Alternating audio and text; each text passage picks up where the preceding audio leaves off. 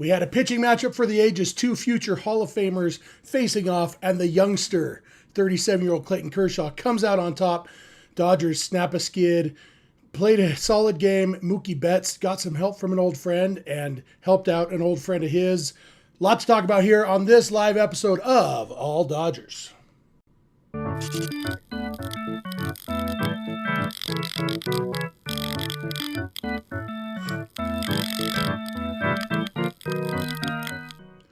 What's up, Dodger fans? This is the All Dodgers podcast, part of the Bleav Network of podcasts, brought to you by FanDuel. I am Jeff Snider. That guy next to me, right there, that's Kevin Skinner. We are here to talk about the Dodgers. Dodgers won a game, and a game that I suspect K-pop, if you had asked a lot of Dodger fans, say anytime in the last 48 hours, how do you like our chances in this game? I suspect you would have gotten a fair amount of less than entirely positive responses. You think that's fair to say? Yeah, I think so. I think actually none of it had to do with Clayton Kershaw. I think it all had to do with whether or not the offense would show up and whether or not the bullpen could hold on to a lead, which, spoiler alert, both of those things happened. So I know people were really scared because the Blue Jays put up like an unholy number of runs on the Rockies, but I also think that people need to remember it's the Rockies and it was Coors. So I'm just happy to get out of this one with a win. Especially because, these Blue Jays can hit. You watch them, it was not, they didn't make it easy on Clayton Kershaw or the bullpen. They hit line drives, they hit the ball, and Kershaw, to his credit, he got 3 double plays. He did strike out 4 guys, which for Kershaw, this version of Kershaw is a lot in 6 innings. All in all, just a really not surprising necessarily, but yeah, the Blue Jays 1 run scored on, it was an earned run technically, but if Freddie Freeman gets a little bit dirty, the Blue Jays don't score any runs in this game. And it had some weird English, and I'm not going to blame Freddie too much since the Dodgers won. If that 1-0 score had held, I'd be having some words. But in the end, Kershaw 6 hits and only 1 walk, I think. Yeah, 1 walk, 4 strikeouts. So 7 base runners in 6 innings. Hard to complain about, especially against the best hitting team in baseball. Yeah, exactly. He made quick work of Vladimir Guerrero Jr., somebody who was hotter than the sun coming into the series. I think Bichette's currently your AL hits leader. This team can hit. They got Dalton Varsho back, which I know is a big deal for the Blue Jays.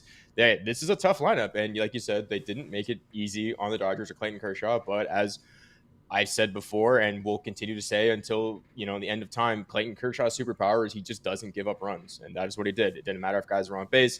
He just finds ways to get out of it. He did have, I will say, some very good defense on the backside, which is kind of surprising for this team. You get a really good play from Mookie Betts and Ox Freeland that I think – I don't think those are plays that we expect out of them at this juncture. Those were pretty spectacular from those two. Yeah, absolutely. Tim in the chat mentions 74 pitches for Kershaw. I was going to bring that up. He came out after 6 innings and only 74 pitches, reasonable pitch count. It was a game you thought, well, would they maybe push him? And I said in our Discord server, which you can join, by the way, $5 a month at, what is it? Patreon.com/RealFRG. Or you could be a YouTube member. Or a YouTube member here. Either way, you get access to the Discord server. But I was saying in there, after that 6th inning, the top of the 6th ended, I said, I think that should be it for Kershaw because the 3 guys coming up in the 7th inning at that point were combined 5 for 6. They had 5 of the 6 hits that Kershaw gave up. The other one being Bichette's little blooper double that should have been a ground out. But ultimately, when you generally don't get more effective the 3rd time through the order. And so they were 5 for 6 the first 2 times through. I didn't love Kershaw's chances of getting those guys out again. And at that point, it was a 2-1 game. I thought that was a great time. Great call by Dave Roberts. Get him out of there, especially coming off a day off. So the bullpen is rested, and give Anthony Bonda a chance to come in. Hey, you know what? We got lefties coming up. Come in and get some outs. And so Bonda got to come in and did get 2 outs and then was replaced by Ben Casparis for the 3rd out. All in all, just the pitching staff showed up today, did what they needed to do. And like you said, in the defense, I like Alex Freeland at second base a lot. We talked about his defense at third base the other day, a position that he hadn't really played much until a month and a half ago. This guy's a shortstop, by the way. Yeah, you could. He's a middle infielder, and those instincts. That play that he made, was that the last out Kershaw got? I think that was to end the sixth inning. Catch. Yeah, going out towards right field, recognizing that your right fielder, Teoscar has a lot of good qualities. Let's say range isn't one of them. For Freeland to just go after that ball and go make the play was a great way to finish that off for Kershaw. And like you said, the Mookie Betts catch of the line drive that turned into a double play in the second inning, I think. So it was just, only allowed one run. He had already allowed one run that inning and then basically one out. You think, this inning could get away from him. Like, I don't know about you, Kevin, but during that second inning, I was thinking this might be a Kershaw clunker and he might not make it through the second inning. Definitely not going to get deep in this game. Yeah, it definitely wasn't shaping up to be. If you told me 74 pitches, 6 innings, that this is not the way I would have thought it would have happened. I would have figured limited damage, kept runners off the base paths, was able to get some quick outs. He got quick outs, but it was just with runners on the base paths. Mookie Betts didn't catch the basket catch from Alex Freeland, stuff like that. I will be honest, it's just a breath of fresh air to see defense from this team. It's just been much maligned for the better part of this year, or at least the defensive mistakes have come back to bite them. It feels like more frequently than not. So to see them really kind of put on a defensive clinic was really, really, really, really nice. And yeah, you mentioned Kershaw having a lot of traffic. That's a lot of credit to the Blue Jays for being able to get to Kershaw and, get themselves on base and apply that pressure. And it's great for the Dodgers to back up their vet at this point and, make sure he gets out of this clean. To the bullpen, like you mentioned, 74 pitches. Why, no need to stress Kershaw right there. It's a 1-run lead. Bullpen's rested. Just let 3 different guys finish out the 7, 8, 9. That's what they did. Dodgers did a good job tacking on in the 8th to make sure that, Treinen came in with a 4-run lead. I'm sure Dave probably doesn't pull the Treinen lever. I don't think, if it's still 2-1, if I had to guess.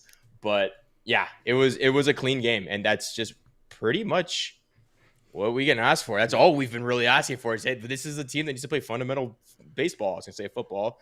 Football's been on the brain recently. It's back. Why? I know. Be better, Kevin. Fundamental baseball, and that's what they did today. And that you love to see it because that's what we expect. Yeah, absolutely. And Michael mentions in the chat, this just went final. The Red Sox did beat the Padres 10-2. Way to go, Red Sox. Walker Buehler's a Dodger at heart. Doesn't matter what jersey he's wearing. Yeah, Connor Wong was a little bit of a Dodger at heart, getting thrown out on a boneheaded base running play. But luckily, it was already 8-0 by then. But I think that is a decent opportunity for us to take a quick break. I do want to talk about specifically the Kershaw-Scherzer matchup that was all the rage. But first, I want to talk a little bit about our sponsor, FanDuel, because with the Dodgers winning, the Padres losing, that puts the Dodgers division lead back up to 3 games, where it's been for the last over a week, other than the last, 2 days after the last game. I got taken to task for mentioning that it had been a 3-game lead for the last week by somebody telling me I need to pay attention to what's going on in the league, despite the fact that everything I said was factually correct. So, you know what? Hopefully this time that won't happen, but the lead is 3 games right now, and you look at the FanDuel odds to win the National League West. Right now, the Dodgers are still the favorites, a little bit less favorites than they were last time we talked. They're at -700, but I am seeing that has not updated since the Padres game went final. Like, I know these things are often updated on the fly. I don't know if maybe there's just less variability in the division winners odds. But right now it's at -700. I think it was -950 the other day when we talked. And so I imagine Dodgers will be a little bit stronger favorites by tomorrow. But the Dodgers are still the odds on favorites betting wise on FanDuel. There's a bunch of stuff you can bet on over at FanDuel. So check that out. All sorts of MLB stuff, anything you can imagine. For example, if you think the Twins are going to win the AL Central, you can get plus 25,000 odds on that right now. Put $100 on it, and if the Twins miraculously come back You'll win It'd be their $25,000. AAA club that wins it, right? Yeah, hey, it'll be the first time that the Rochester Red Wings have ever won the American League Central. I have no idea if the Rochester Red Wings are still a minor league affiliate of the Minnesota Twins. I know they were when I was a kid, and that's all I know. But so check out FanDuel. Let's talk some more though about this Kershaw-Scherzer matchup, Kevin, because St. Paul Saints. Oh, that's right. They were, and they used to be an independent league team. So I don't know if Rochester still has a minor league team. So, but anyway, Clayton Kershaw against Max Scherzer. It got a lot of publicity, and that's part of the reason. We thought about doing an episode yesterday or a pregame episode today, and it's like the only thing to talk about is Kershaw against Scherzer, and I feel like everybody has already talked about that. And I want to talk about that after it happens, when we see what happens, because a lot of times these things are letdowns. When you've got two guys, yeah, they're both future Hall of Famers, elite, among the best of all time, but they're both old. They're both not what they used to be. And yet this game really lived up to the hype. Both of these guys pitched really, really well. And, a couple, Kershaw got helped by his defense a little bit. Scherzer really, he got helped by the Dodgers offense a little bit. And then, luckily Mookie Betts made him pay for a one bad pitch that he ambushed.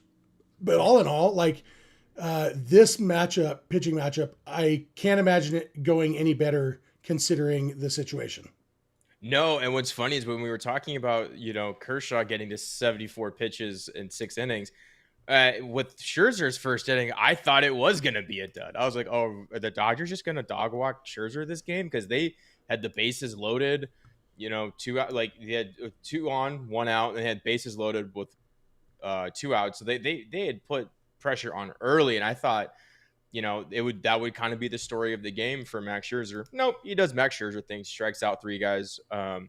He walks a couple more, but also limits hard contact, limits damage. He, Mookie Betts looked like Mookie Betts. So yeah, I'll root for that all day. But yeah, this really lived up to the building. I think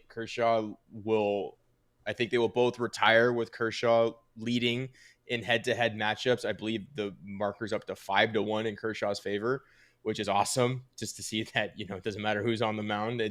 He's still Clayton effing Kershaw. And it was a fun matchup. It's something where, in this day and age, when you get ace matchups, you get really electric stuff. You get Tarek Skubal versus Paul Skeens and really just flamethrowers. It was really cool to see just 2 established bona fide Hall of Famers just go at it for most likely the last time in both their careers, and to have it live up to the billing is a dream. It really is. It was just really cool to watch. Yeah, and then you throw in the fact that Scherzer is a former Dodger, had some really good moments as a Dodger, also famously let the team down in the postseason. So there's definitely some mixed emotions among Dodger fans about Scherzer. And maybe not mixed emotions. They might be pretty heavily going the negative direction, but just a really fun game if you like good pitching. And then to see the Dodgers offense come through. I hadn't really put it together until just now while you were talking. Instead of listening to you, I was daydreaming, and just kidding. But that 7th inning when the Dodgers scored 3 insurance runs, they only had 1 hit. Oh yeah, the guy walked the bases loaded. Alex Freeland led off the inning with a walk. Then Shohei had the 1 hit, and then so that's first and third. Then Mookie had the fielder's choice. Yep. And then Freeman and Smith both walked to drive in the next run, and then Teoscar had a sac fly. That's a Dodgers rally that we haven't seen a lot of. We talk a lot about, or a lot of people talk a lot about the Dodgers being too home run reliant and stuff. I do think that's overblown because I'll take a team that scores a lot of runs on home runs over a team that scores fewer runs. But in this particular instance, Dodgers only got 1 hit after Max Scherzer left the game. But they scored 3 more runs because they worked these relievers and controlled the strike zone and everything. And but in the end, 7 hits and 6 walks for the Dodgers today, which obviously will get the job done, especially when they didn't leave a bunch of them on. They only went 1 for 7 runners in scoring position, but when you get a run scoring fielder's choice and a sac fly and a bases loaded walk. The one hit with the runner in scoring position, that guy didn't need to be in scoring position because that was a 2-run homer. Yep. And so we'll take it. It's not all about runners in scoring position. The Dodgers can beat you in a lot of different ways. Obviously, I would love it if they could do more of the 12-run things, but getting those 3 insurance runs, I wasn't super comfortable with a 2-1 lead. I don't know about you. No, I wasn't. Especially, I know people don't want to hear Tanner Scott's name, but without somebody like Tanner Scott that you expect to be able to hold down a 1-run lead, it would have fallen on Alex Vesia, who's been the best relief pitcher for the Dodgers, no doubt. But that hasn't been traditionally his role. So it no matter who they threw out there, it would have made me pretty nervous. And we got good news on the reliever front. We should be expecting some help in that department coming up soon. But yeah, to your point about the offense today and just kind of how they manufactured runs, it felt good. This is the type of baseball I like watching from the Dodgers. I like when like obviously you like it if they just went up there and won 50-0 every night. Don't get me wrong, but I They like should it do that. when they should do that every night, 50-0. You heard it here first. But it's nice when they take advantage of how deep their roster is and do just work walks, because it's like, okay, well, if you're not going to pitch to me, you got to pitch to the next guy. And the next guy is, arguably just as good as me or better in some aspects. So it's fun to watch the Dodgers make pitchers come to them, let the game come to them, because this roster is so built for that. But of course, if Teoscar hit a grand slam in the 7th, no one's complaining about that either. Yeah, if he hit that ball 10 feet farther, that would have increased their, Matty Man in the chat says they are homer reliant.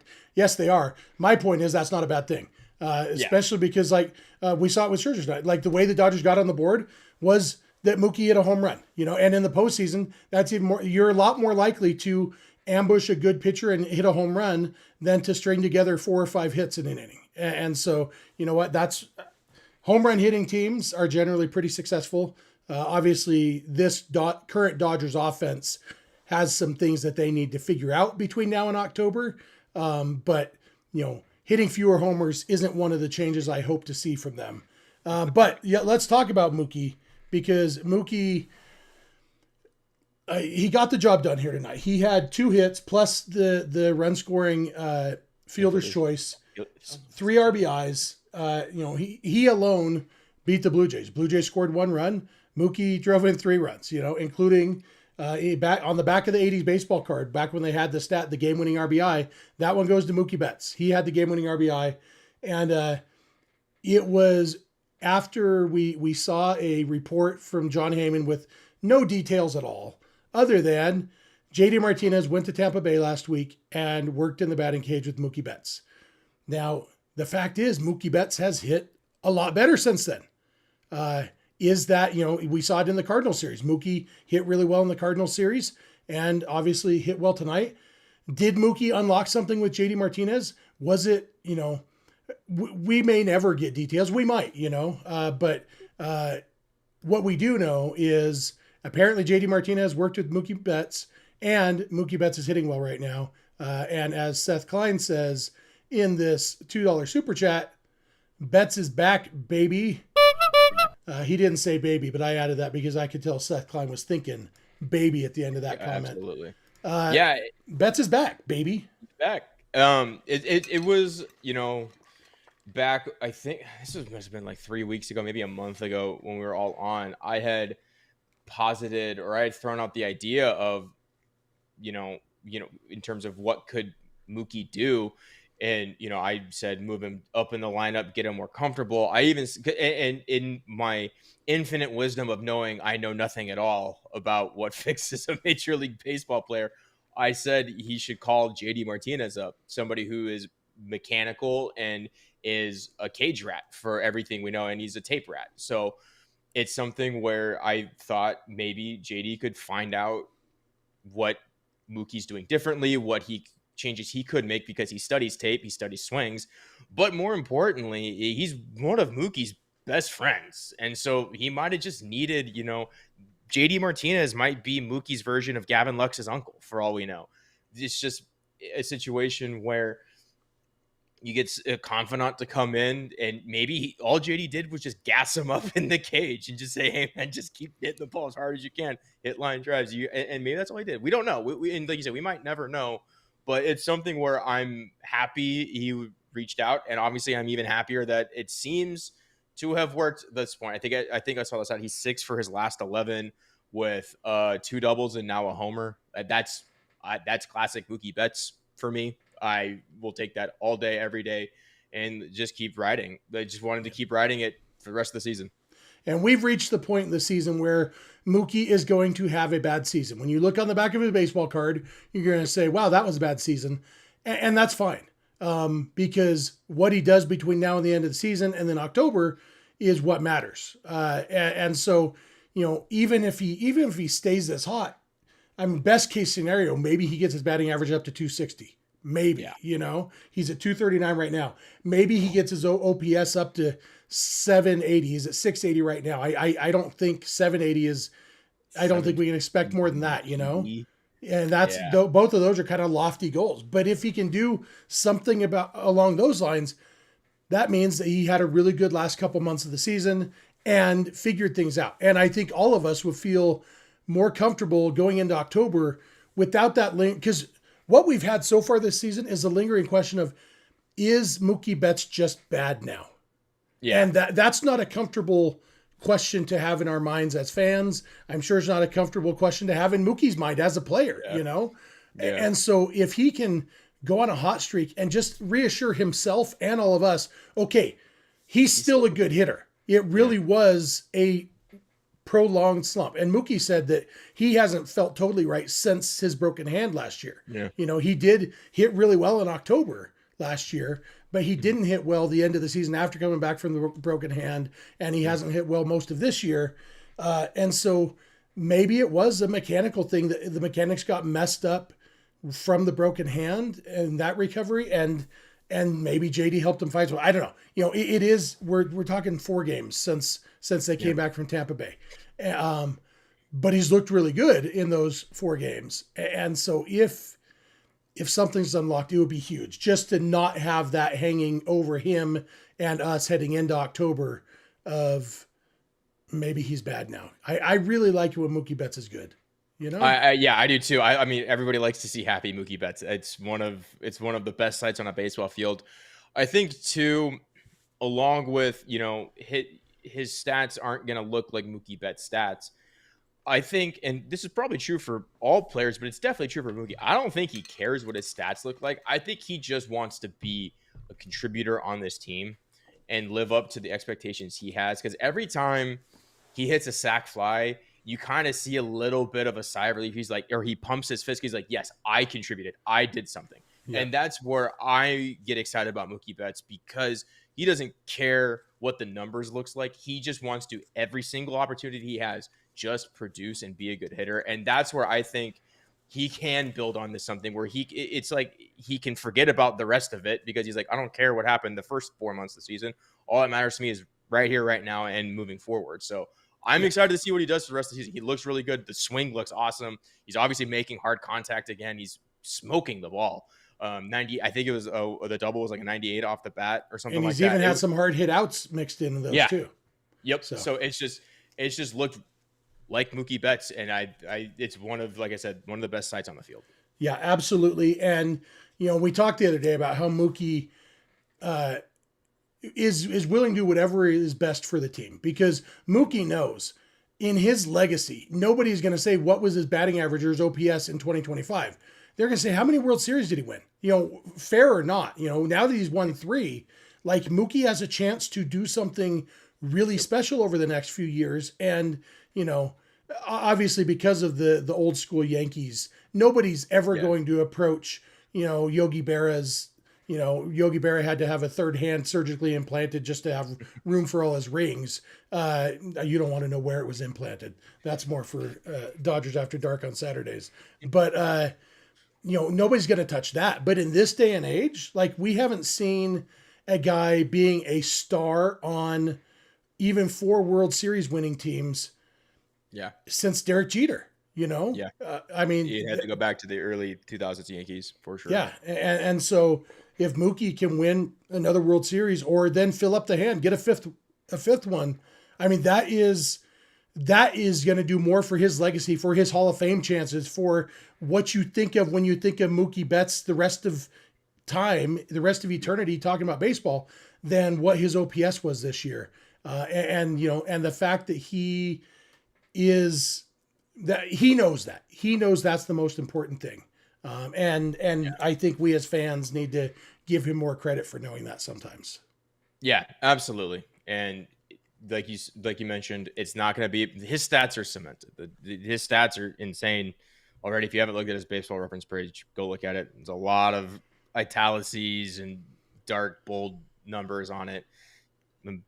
Bajillion gold gloves. Did you say italices? Italics? Italics? Yeah. No, italices.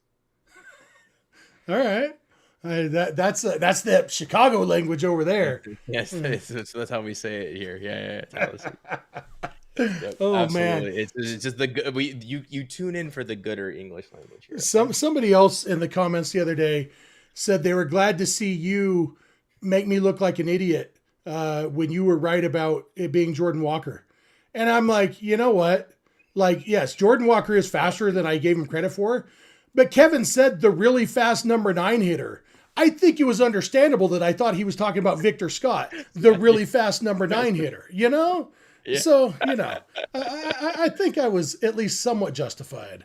It absolutely was. We spend way too much time in the comments sometimes, but just know I am reading the comments. So if you're watching this on YouTube, put something in the comments. The chat's great. We got a lot of people chatting right now, but comments live forever. And, you might get a snarky reply from me. But usually they're just friendly replies. Diane says, smash the like button for Jeff and Kevin's kitchen. Jeff's mom's basement and Kevin's kitchen. Kitchen's looking clean today too. Yeah, my mom's always wanted a basement. She's lived in California her whole life, so she's never had a basement before. So she was excited when I told her that she is the owner of my basement now. So yeah, it's exciting stuff. There's a lot going on in the chat about other aspects of this game that we haven't touched on. Andy Pages base running. Mookie Betts home run could have been a 3-run homer, but Pages had been doubled off. He was going on the pitch. Freeland popped up to foul territory. Vlad Guerrero made the catch and barely got Pages going back to first. Pages definitely was slow to pick up the ball when he got to second base. You can't blame him for being on second base because he was going on the pitch. Ideally you don't pop up in the infield when the guy's going on the pitch. He did though. I think he's got to hear that crack of the bat when he's running and immediately pick up one of his base coaches, because I'm positive both of his base coaches were pointing at first base. You got to pick up the base coach. I was going to say he should have looked. Yeah, Dino. I was going to ask if Dino said something or was pointing or making a gesture. You could definitely see Chris Woodward pointing and yelling. That's probably, I think it's more instinctual to pick up the third base coach, and we couldn't see him on the replay, but Dino was definitely aware of what was going on and was pointing at first base too. And Vlad, I think, kind of assumed that Pages was going to get back because he's a major league player. Of course he's going to get back. And so he almost, he didn't turn and fire. It took his time a little bit. So he barely got the out, but not great base running. Ultimately ended up not mattering, thankfully. But it would be nice to clean up some of those things. I saw somebody in the chat earlier say that base running is kind of Pages' one weakness, and hitting has been a little bit of his weakness the last month or so, but overall, base running is the thing that he hasn't yet demonstrated. He's demonstrated that he can hit, even if he doesn't do it consistently. Hasn't yet demonstrated that he could be a good base runner. He's pretty fast. He should be a better base runner. And so base running and sliding are two things that he hasn't done great at. Yeah, this is a mistake, though, that talking down from my ivory tower here. This is a mistake I could forgive Pages for. I think this is just one of those situations where he did the right thing, and 98% of the time he's right, and this is that 2 times out of 100 where he's wrong, and hopefully he learns from it and just is more diligent about picking up like you said, one of the base coaches when he hears the ball, come off the bat. can't blame him. He made a good hustle play, and yeah, it's just unfortunate. The outcome was unfortunate, but I'm not gonna blame him for that. Just I don't know. I just where Dave just kind of laughs at him and goes, "Just hey, next time, just pick up your base coach. around. Yeah, just pick up a base coach. They're screaming at you. You would have been fine." Yeah, sometimes guys get to the big leagues on talent before they have necessarily locked down on all the fundamentals. So, but that's okay. And like I said, it's okay because it didn't end up costing them. There's also more talk about that the Bo Bichette hit that should have been caught by Freddie. That one, somebody said so. After that play, Kershaw did give up 3 more hits in that inning. And so maybe, but after that third one, it was already first and second. So I don't think they would have scored. If Freddie makes that play, the Blue Jays wouldn't have scored in that inning because unless you're thinking they would have sent Barger on Varsho's hit to right field if there had been 2 outs instead of 1. I don't know, but it's even if they had, the Barger's not nearly as fast as Bo Bichette, so you at least have a chance. Are you sure about that? Do you need to look up sprint speed scores? I do. Let's do it. Let's do it. Because I believe that Addison Barger is faster than Bo Bichette. That's without knowing anything. That's what I'm. Let's see. Addison Barger is in the 58th percentile at 27.7. And oh my God, Bo Bichette is slow. That's what I thought. Yep. Yeah, Bo Bichette is 26.2 feet per second. Addison Barger 27.7. All right, commenter, we're even now.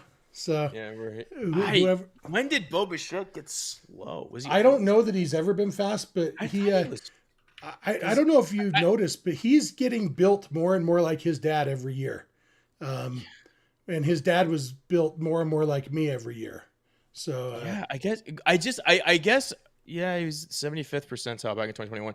I guess for me, because he's led the AL in batting average quite a few times. I always presume that guys that do that generally are pretty quick outside of Luis Ariz.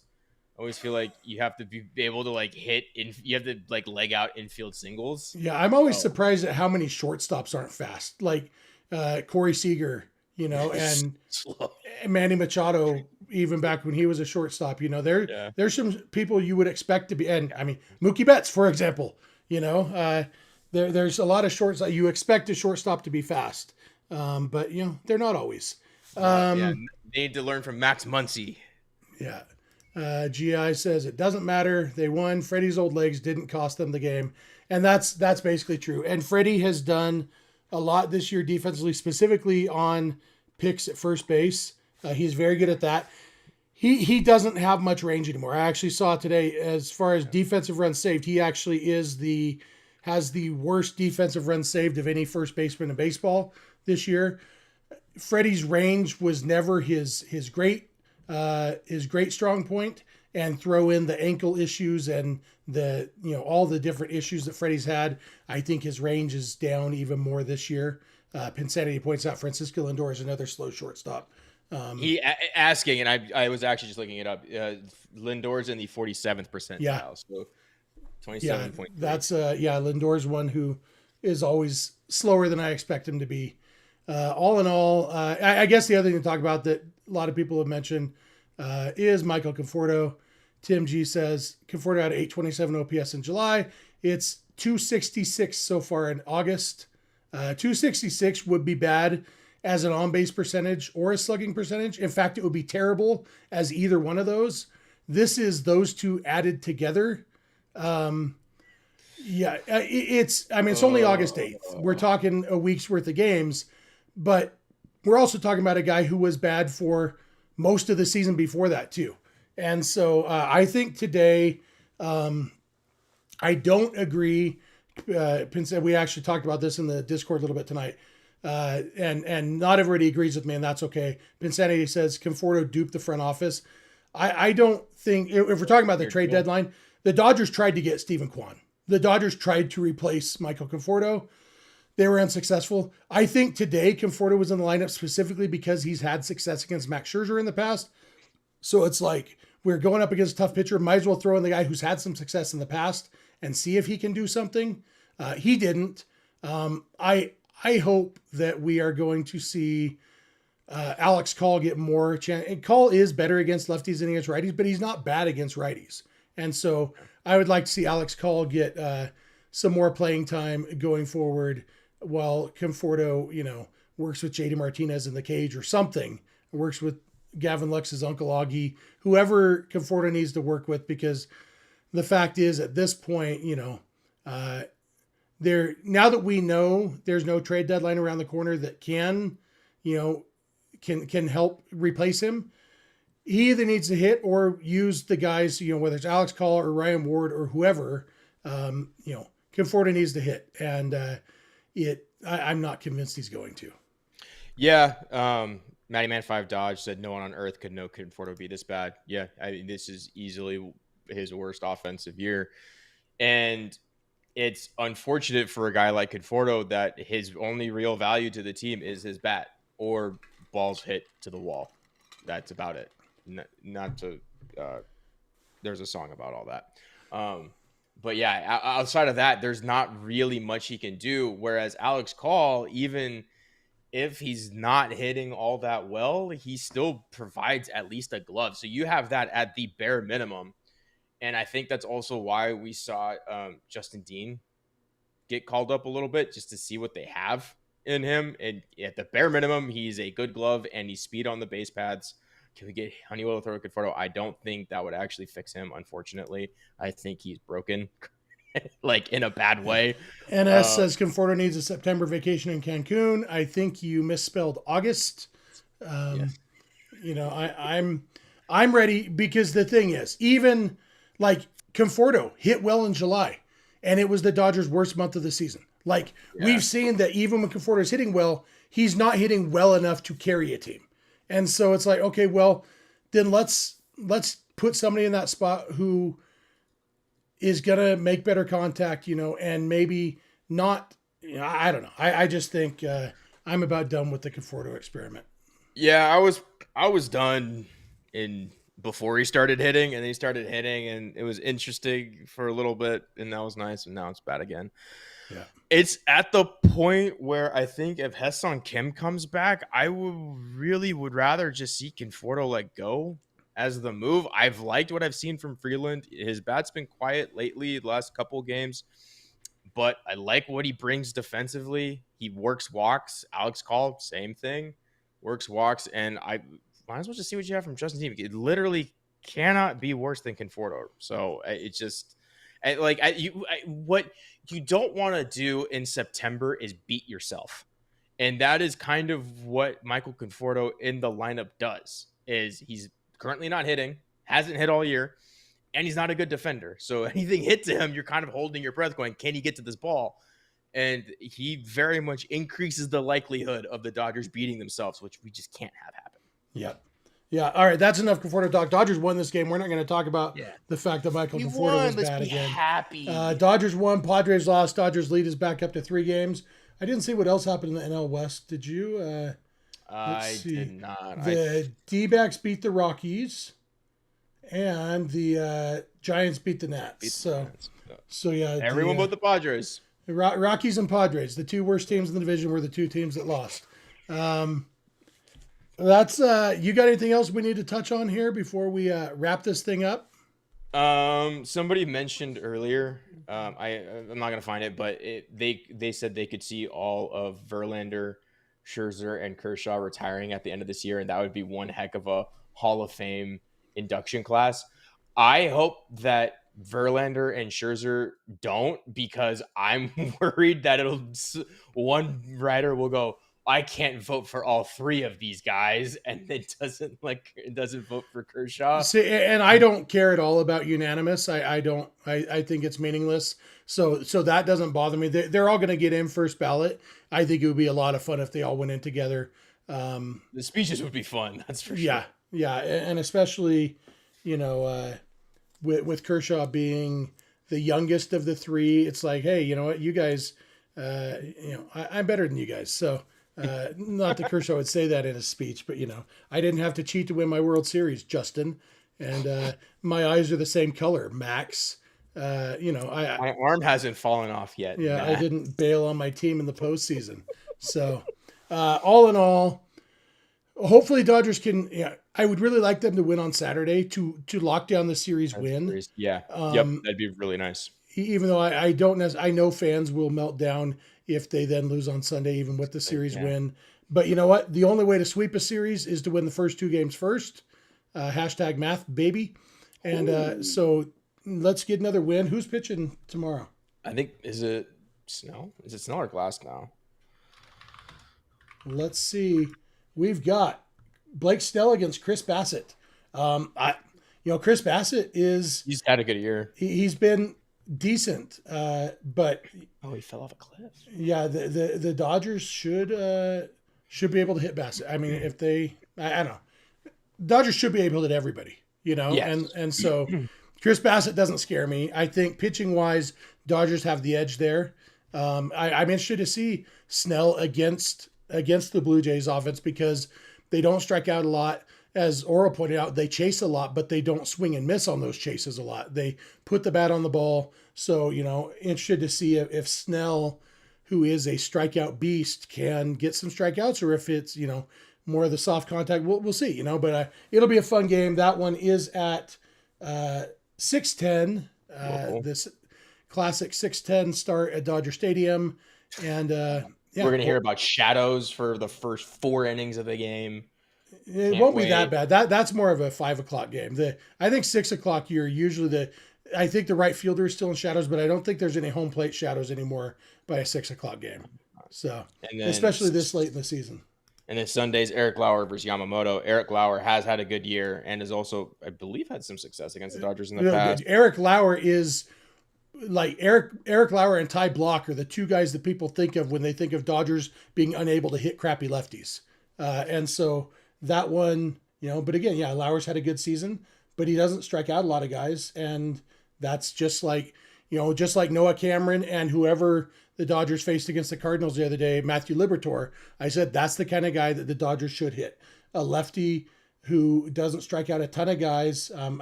Lauer strikes out more than Liberatore does, but Dodgers should win. Blue Jays are a good team. Dodgers should win this series. That's where I'm at. So go do that, Dodgers. That'd be nice. Yeah, to make my weekend happy. That's going to do it for us. Be sure to, thanks for supporting the show. Thanks to the mods in the chat.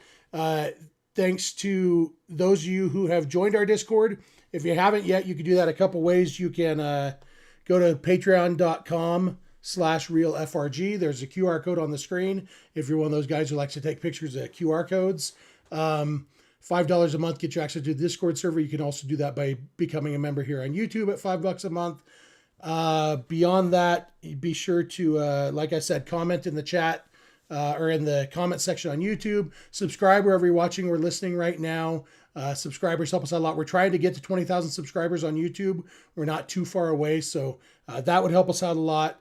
Again, FanDuel, thanks to them for sponsoring us. You're up to the minute National League MVP odds. Shohei Ohtani is currently at minus 1,500. Max Scherzer at plus 750. Pete Crow Armstrong at plus 3,000. Even though I saw some Chicago writers trying to make PCA's case.